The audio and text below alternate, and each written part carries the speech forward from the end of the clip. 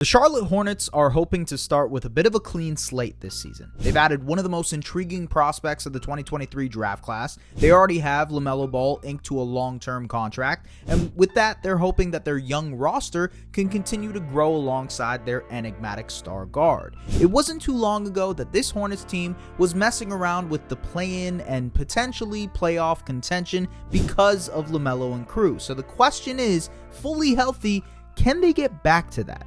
Let's find out. But first, be sure to like and subscribe to our channel for more NBA content. The season is almost here, and we have tons of great NBA videos coming your way to get you prepped for what should be an awesome season. The way LaMelo Ball burst onto the scene as a rookie was no joke. Almost right away, he came in and showed off his unbelievable skill. Standing at 6'7", LaMelo possesses the size to see over the top of defenders, the confidence to make ridiculous passes, and the overall feel for the game to accurately do so. The Hornets, with the addition of Gordon Hayward and Terry Rozier and adding other pieces to the mix as well, became a fun, frisky team to watch. Thanks to LaMelo and crew, they made it to the 10th spot in the East 2 seasons in a row, and by proxy into the play-in tournament, losing their initial game in each tourney. LaMelo, for his part, won Rookie of the Year, and then followed it up by becoming an All-Star at just 20 years old. He's not just a passer anymore, he's become a high-volume shooter, hitting on nearly 38% of his threes on over 7 attempts through his 3 seasons in the league.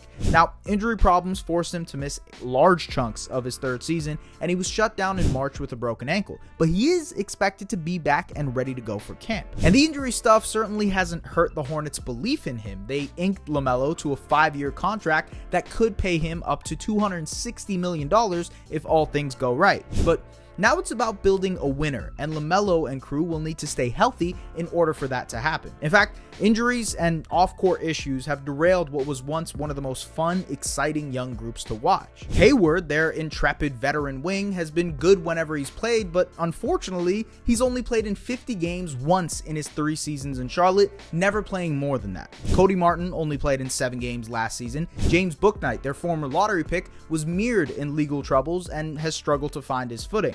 Even Kelly Oubre only played in 48 games last season for the Hornets, and of course, as many know, the Miles Bridges situation. Bridges was arrested in June of 2022 for domestic violence against his then wife, and doing so in front of their 2 children. In November of that year, he pleaded no contest despite facing nearly 11 years of jail time, and eventually avoided any jail time, instead being sentenced to 3 years of probation. Bridges was away from the team for the entirety of the 2022-2023 season as the NBA conducted their own investigation, and eventually it was decided that Bridges would be suspended for 30 games without pay. Now, the NBA also ruled that Bridges already served 20 games of his suspension by missing that entire season, and therefore this year will only miss 10 games. The Hornets extended his qualifying offer, which means he'll be a free agent next summer, but he will no doubt be playing basketball again, at least for this season. Bridges and the Hornets held a press conference this summer in which he apologized to everyone and said that he's going to therapy in hopes of being able to move on from the situation. Look, no matter how talented Bridges is or was at basketball, no matter how important he is to the Hornets rebuild, he did something reprehensible and something that pro leagues, including the NBA, need to be more firm on when it comes to punishing. Violence against women is abhorrent, and it's something that sadly professional sports doesn't handle very well. With that being said, I have no idea what to expect from Bridges next season, if he'll even be the player he was before he committed such a heinous crime, and quite frankly,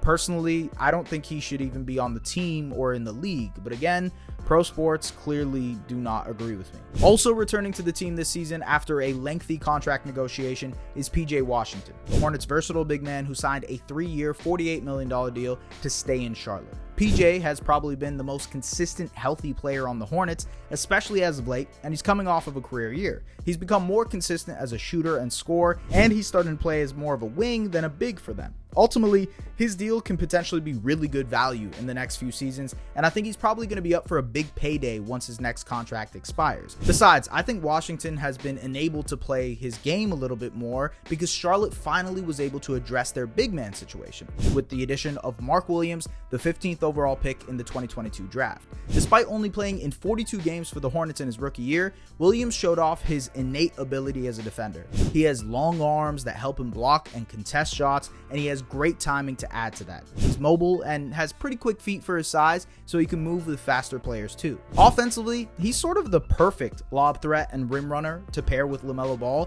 and it should be fun to see how those two develop a chemistry together as their careers progress. And defensively, he can insulate the Hornets because he can clean up a lot of their lackluster point of attack defense.